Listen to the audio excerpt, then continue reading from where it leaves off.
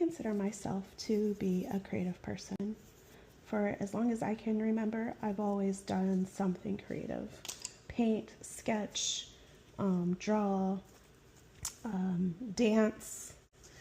And for as long as I can remember, that's just who I've always been. I'm more of a right brain person than I am a left brain person. I remember I was probably maybe 10 or 11 years old, and I used to draw these little girls with various hairstyles and clothes. I wasn't really good at drawing, but all I knew is that up until probably high school, I wanted to be a fashion designer. I had these little sketches and ideas and little outfits and clothes that I wanted to wear. And so I would draw these little girls, very rough sketches, of course. And I wanted to be a fashion designer.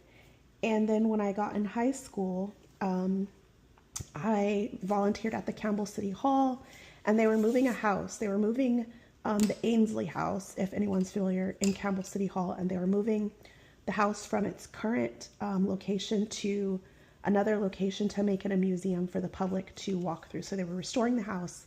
And as a volunteer, my job was kind of to take ideas, tape them down on paper, and make photocopies of them for the architect that I was working with. And that, she told me, was desktop publishing. So at the time there was like no Photoshop or anything like that, but I would take like little bits and pieces of pictures and floor plans and drawings and tape them all together on one sheet of paper and photocopy them. And that was my introduction to architecture. And I was just like, wow, you can design houses like this with little bedrooms and bathrooms. And, you know, it was very visual. And it was from that point on that I wanted to be an architect. I met a boy in high school. Of course, this story has to do with the boy. And he was into architecture as well. And he introduced me to doing landscape design, doing floor plans, doing electrical plans. And he really got me into this architect by the name of Frank Lloyd Wright and his building Falling Water. I absolutely loved architecture, wanted to do architecture or interior design and decoration all through my adulthood. That's what I really was drawn to until, I don't know, I guess I just grew up and that dream kind of fell away. We had always said we were going to design our own house. We had little ideas of sketches. So he would always do like a design that had a courtyard and like windows where the outside opened up to the inside. And I absolutely loved that. I thought it was really pretty and I thought it was a great idea. And so today, building this house in Sierra Leone is just really bringing back the memories and our dream to one day design our own home one day. And I didn't know how it would be possible. You know, at that age, you're a kid, you're just dreaming. I didn't know, you know, what the cost would be or the expense would be. I just knew one day I wanted to design my own house, have my own house built, and actually use my hands to create that house. Peace and blessings, beloved. I'm your sis, Aisha Abdul. Welcome back to my channel. I'm an archivist, I'm a genealogist, and I'm a heritage traveler. And here on my channel, I create videos about reconnecting to my roots here in the US as well as West Africa. As you guys have maybe tuned into previous videos of mine, I am heading back to Sierra Leone. I'm very excited. I'm having a house built, actually 2 houses built in Sierra Leone, kind of like a combination. And in today's video, I'm going to give an overview of what that potentially is going to look like. So there's nothing set in stone yet until I actually put my feet on the ground, touch the soil, and walk through some of the model options that they have. My design is a custom design, but I'm still considering several different options in terms of the model options that they have, my custom design, and alterations to my design. So in today's video, I'm just going to talk to you a little bit about my thinking, kind of like where I'm at in my mindset. So one of the options that you have in Sierra Leone when it comes to buying a house is purchasing land, which was my original plan.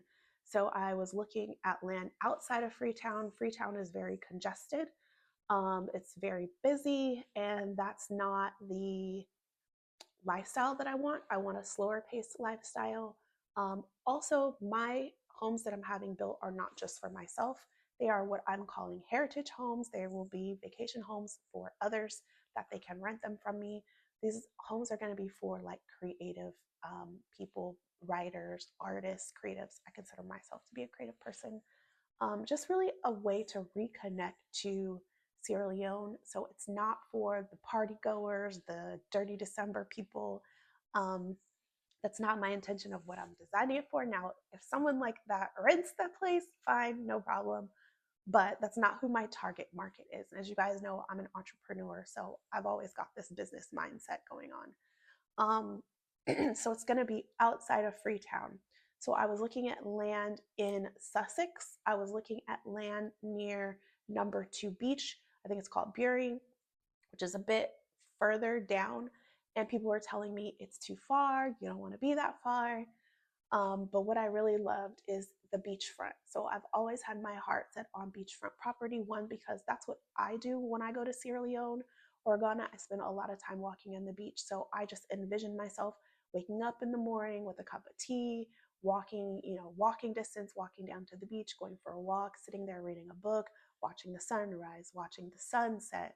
I just absolutely love Sierra Leone beaches, especially number 2 beach. If you guys have been to number 2 beach, the water is so clear, but it's warm. It's not like the Pacific Ocean or even the Atlantic Ocean here in the US. It's warm.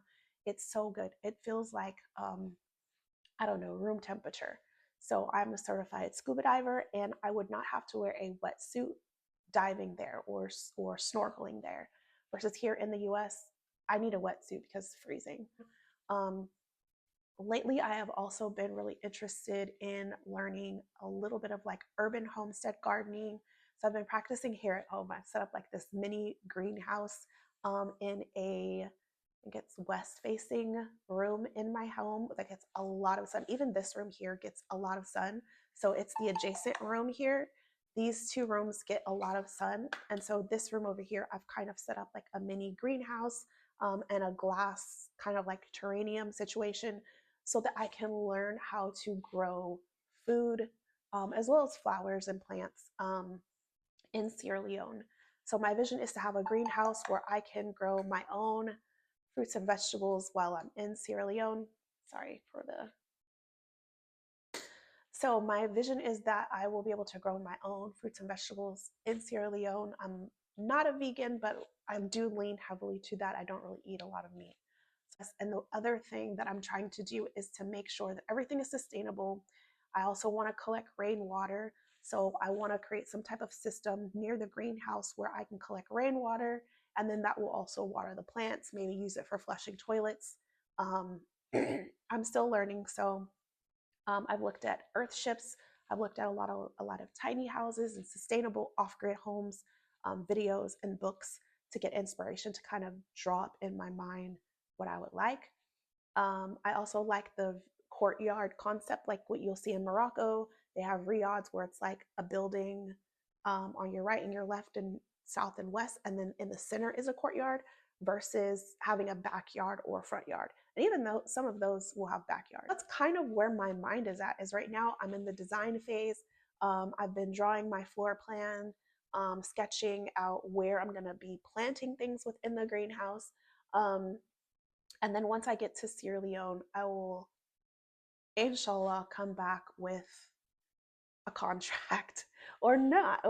Like if I hate it, well, that's fine. But I took another trip to Sierra Leone, and this time my husband's going with me. So I'm excited to share Sierra Leone with him.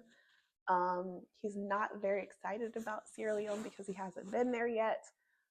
He wasn't excited about Ghana either until he got there. So I'm just really excited to share Sierra Leone with him and get him as hyped up as I am, because right now he's like, okay, sure, whatever.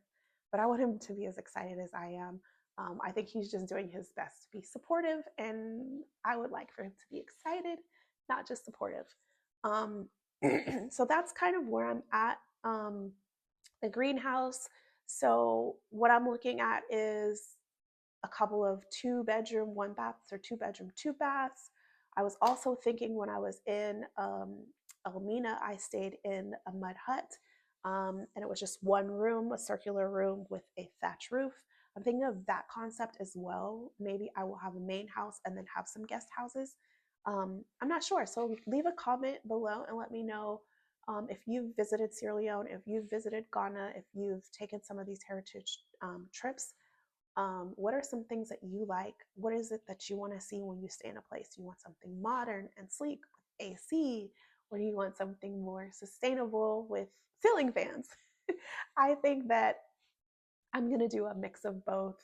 Um, Probably have AC, generator, solar, sustainable, recycled water.